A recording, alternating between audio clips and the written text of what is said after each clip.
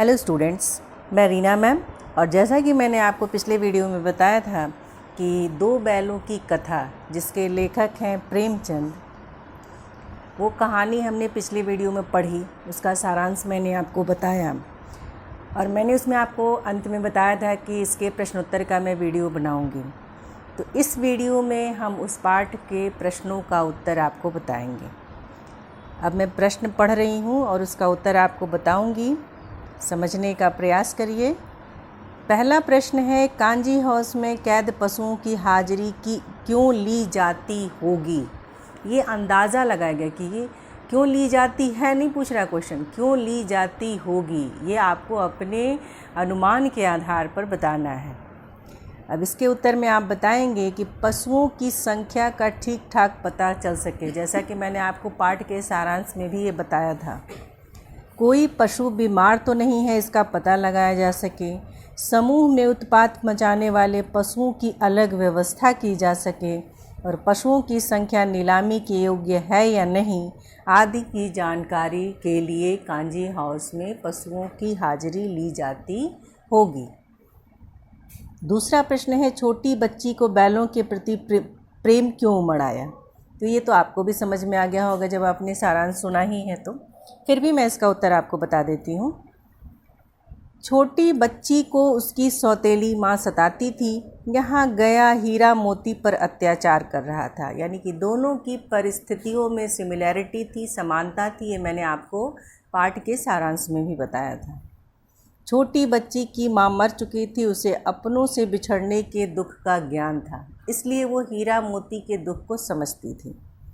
छोटी बच्ची माँ के मरने को अपना दुर्भाग्य मानती थी। वह हीरा मोती को उनका घर छूटने के कारण अपने जैसा ही अभागा समझती थी। छोटी बच्ची छल प्रपंच से अभी दूर थी, यानी कि जो झूठ, दिखावा, छल होता है, धोखा होता है, इन सब चीज़ों से, मैंने जो समाज में जो इस तरह की गलत धारणाएं हैं या कुरीतियाँ हैं कि लोगों से झूठ बोलना, धोखा देना, छल करना, तो इन सब चीज़ों से वो अभी दूर थी, क्योंकि वो अबोध बच्ची थी। वो उसका मन एकदम निश्चल था। उसका निश्चल मन हीरा मोती पर अत्याचार देख द्रवित होता, यानी कि दुखी हो जाता और उसका प्रेम उन पर उमड़ आया। इसके साथ ही अब हम आगे बढ़ते हैं। तीसरा प्रश्न है, कहानी में बैलों के माध्यम से कौन कौन से नीति विषयक मूल्य उभर कर आए हैं। अब आपको यहाँ उसका मोरल बताना है। नीति यानी कि उसकी नैतिकता, माने कौन कौन से ऐसे मूल्य, ऐसे वैल्यूज़ आपको बताने हैं। तो पहला है कि सच्ची मित्रता, ये है। मुसीबत के समय हीरा मोती एक दूसरे का साथ देकर सच्ची मित्रता का उदाहरण प्रस्तुत करते हैं। एक के मुसीबत में होने पर दूसरा साथ नहीं छोड़ता। अब ये तो आपको पाठ के आधार पर आसानी से समझ में आ जाएगा। मिलजुल कर रहने की भावना, जैसे कि पाठ के शुरू में ही आपने पढ़ा कि एक ही साथ नाद में मुंह डालते और एक ही साथ निकालते और फिर एक दूसरे से सींग मिलाते, यानी कि वो एक साथ खाते पीते खेलते कूदते थे। तो हीरा मोती बलशाली सांड को हराकर एकता में शक्ति की कहावत चरितार्थ करते हैं। कैसे शत्रु से मिलजुल कर निपटना चाहिए या विषम परिस्थितियों से कैसे निपटना चाहिए, इसका उदाहरण आपको पाठ के सारांश में मिल जाता है। निस्वार्थ परोपकार की भावना, हीरा और मोती कांजी हाउस की दीवार गिराकर अधमरे जानवरों को भगाकर निस्वार्थ परोपकार करते हैं। ऐसा करते हुए स्वयं बंधन में पड़े रहते हैं।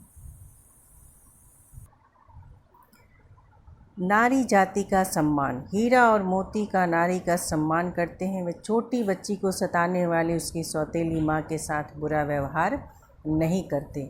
वहीं वो स्वतंत्रता प्रिय भी हैं।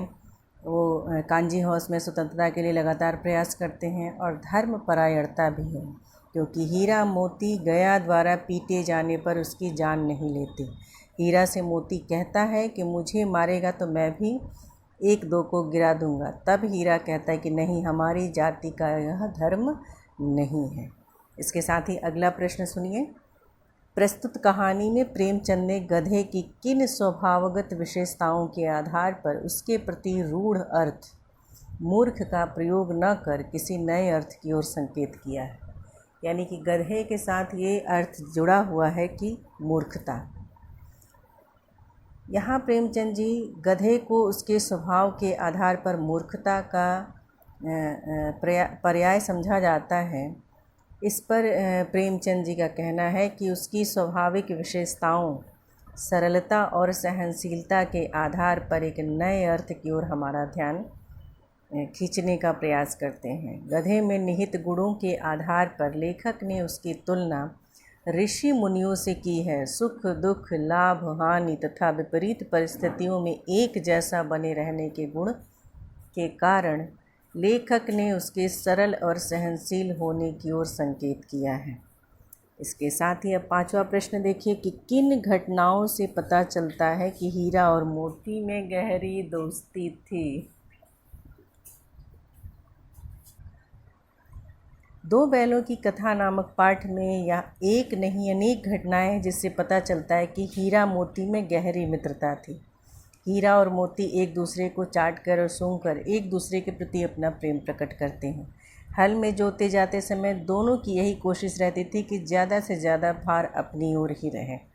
गया द्वारा हीरा की पिटाई से दुखी मोती हल लेकर भागा, जिससे हल जोत जुआ सब टूट गए। सांड द्वारा एक पर आक्रमण करते ही दूसरा सांड के पेट में सिंह घुसेड़ देता था। इस प्रकार दोनों की जान बची। वैसे ही मटर खाते समय मोती के पकड़े जाने पर हीरा भी वापस आ गया और कांजी हाउस की दीवार गिराने की कोशिश करने के कारण हीरा को मोटी रस्सियों में बांध दिया गया। तो कई सारे उदाहरण हमको मिलते हैं पाठ में। 6वां प्रश्न है लेकिन औरत जात पर सींग चलाना मना है, यह भूल जाते हो। हीरा के इस कथन के माध्यम से स्त्री के प्रति प्रेमचंद के दृष्टिकोण को स्पष्ट कीजिए। हीरा के कथन से अगला प्रश्न है लेकिन औरत जात पर सींग चलाना मना है, यह भूल जाते हो। हीरा के इस कथन के माध्यम से स्त्री के प्रति प्रेमचंद के दृष्टिकोण को स्पष्ट कीजिए। ये प्रश्न बहुत इम्पॉर्टेंट है, अक्सर परीक्षा में आता है। इसका उत्तर सुनिए। हीरा के कथन से लेखक का दृष्टिकोण ज्ञात होता है कि उस समय समाज में स्त्रियों की स्थिति अच्छी नहीं थी। वे पुरुषों द्वारा शोषित की जाती थी, यानी सताई जाती थी। सामाजिक नियमों के अनुसार स्त्रियों को शारीरिक दंड देना अनुचित है। लेखक स्त्रियों की प्रताड़ना का विरोधी है। वह नारियों के सम्मान का पक्षधर है।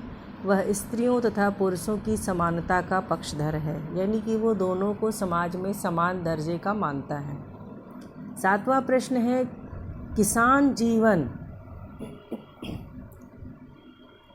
किसान जीवन वाले समाज में पशु और मनुष्य के आपसी संबंधों को कहानी में किस तरह व्यक्त किया गया है।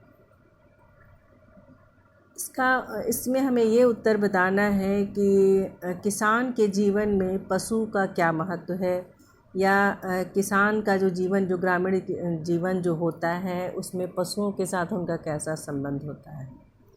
उत्तर ध्यान से सुनिए।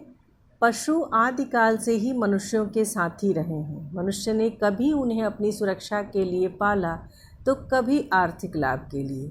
किसान जीवन में किसान हल चलाने, बोझा ढोने, पानी खींचने तथा सवारी करने के लिए पशुओं का प्रयोग करते हैं।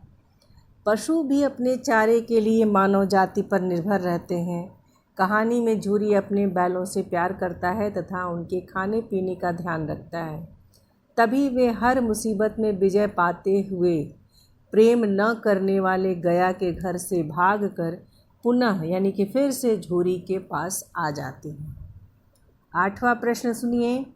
इतना तो हो ही गया कि वो 9-10 प्राणियों की जान बचा दिए थे। यानी इतना तो हो ही गया कि 9-10 प्राणियों की जान बच गई। वे सब तो आशीर्वाद देंगे। मोती के इस कथन के आलोक में उसकी विशेषताएं, यानी कि मोती की विशेषताएं बताइए। तो मोती का स्वभाव जो है वो उग्र जरूर है, पर वह दयालु भी है। मोती का स्वभाव परोपकारी है। वह कांजी हाउस में बंद जानवरों की जान बचाता है। यहाँ तक कि जब गधा भागता नहीं उसे भी वो धक्का दे के बाहर निकाल देता है। मोती सच्चा मित्र है, वह मुसीबत के समय हीरा का साथ नहीं छोड़ता। मोती अत्याचार का विरोधी है, वह कांजी हंस की दीवार तोड़कर अत्याचार का विरोध करता है। मोती साहसी है, वह हीरा की मदद से सांड को पराजित करता है। अब 9वां प्रश्न है, आशय स्पष्ट कीजिए। तो इसमें जो पाठ से संबंधित पंक्तियाँ दी जाती हैं आशय स्पष्ट करने में, उसमें आपको लेखक परिचय के साथ भावार्थ बताना होता है, यानी कि उसका आशय बताना होता है कि इन पंक्तियों के माध्यम से लेखक कहना क्या चाहता है। पहला है क, अवश्य ही उनमें कोई ऐसी गुप्त शक्ति थी जिससे जीवों में श्रेष्ठता का दावा करने वाला मनुष्य वंचित है।